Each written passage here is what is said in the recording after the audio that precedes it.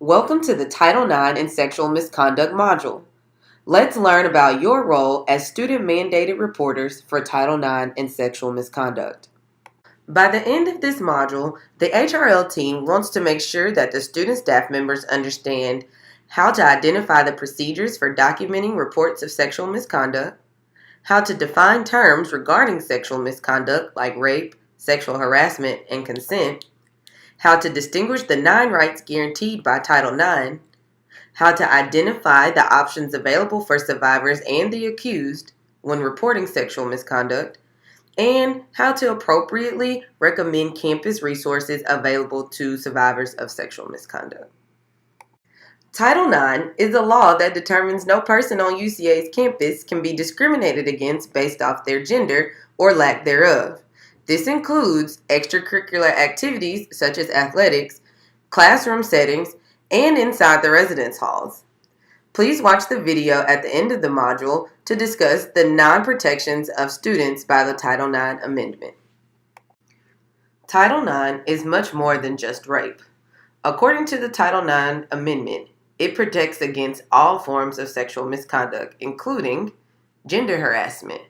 Gender harassment is defined as discrimination based on a person's gender or sex, unfair treatment, attitudes, or behaviors toward an individual based upon their gender, gender identity discrimination, sexism, sexist attitudes, and sex stereotyping. Unappropriated athletic programs or activities offered to all genders in relationship to the college's enrollment is considered a form of gender harassment as well. A few examples: gender-based bullying, derogatory or sexist remarks, and discrimination in activities such as athletics or activities in the classroom. Also, according to the Title IX Amendment, sexual harassment is defined as unwanted sexual behavior, advances, or requests for sexual favors, unwelcome verbal, visual, or physical sexual conduct, offensive, severe, and/or frequent remarks about a person's sex, harassment of a sexual nature which interferes with an individual's right to an education and participation in a program in an activity. Examples of sexual harassment sound like stalking, sexually suggestive jokes and noises, inappropriate touching, and/or forms of intimidation. Also, according to the Title IX Amendment, sexual violence or assault is defined as sexual abuse or assault, battery, or coercion, unwanted sexual contact that stops short of rape or could be completed as a rape, use of force or manipulation of unwanted sexual activity, physical acts where a person is incapable of giving consent, and a few of those examples would look like attempted or completed rape, inappropriate touching, and/or physically aggressive sexual advances. All cases of sexual misconduct need to be reported twice, once as an HRL incident report, and then again to the Title IX coordinator.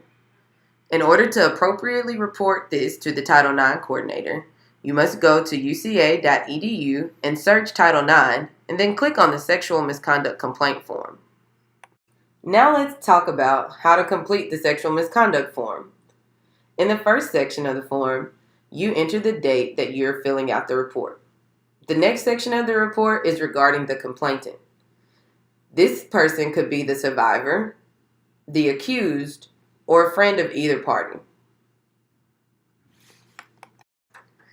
Then there is the section of the form known as information regarding the victim.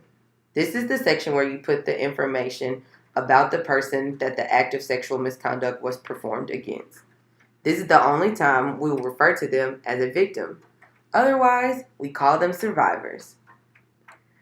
If the surviving student is the same as the complainant mentioned above, please add their information to the form again. If you don't, the form will take you back to the beginning and it will not be submitted. Other sections to pay attention to are information regarding the respondent. This is the person accused of performing the sexual misconduct act. While speaking with the survivor, they may or may not tell you who assaulted them, and you're not a detective, so don't push them to talk about it.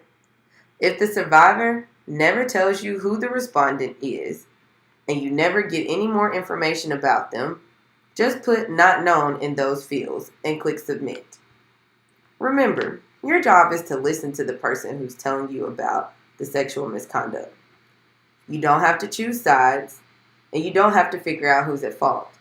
Our only expectation is for you to document what you've been told on this form, as well as inform your supervisor within 24 hours or less. In the last section of the form, make sure to complete all the information regarding the sexual misconduct. This includes the date, the time, and the location of the misconduct. We strongly encourage you to type out the description of the misconduct in a Word document. Write it as if you're writing an incident report. That means from third-person point of view, and make sure not to use things like he, she, it, or them, but names as much as possible. This will help you when you have to log your incident report for the conduct coordinator in housing, as well as the Title IX coordinator. That way they can fully understand what's going on.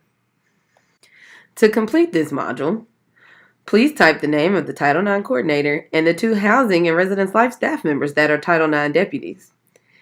To find them, scroll to the top of the Title IX homepage and click on the tab that says Coordinator. Thanks for completing the Title IX module. Hopefully, you feel a little more aware of what it now means to be a student leader on this campus and a mandated reporter. We know that sometimes students tell you things that they want you to keep confidential, but in order to keep our campus safe, you have to report those things to your supervisor or other campus security authorities.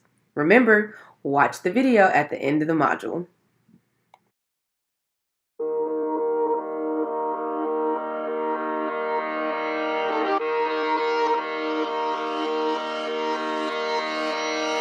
Nine things to know about Title IX in 89 seconds. 1. Title IX is a landmark federal civil rights law that prohibits sex discrimination in education.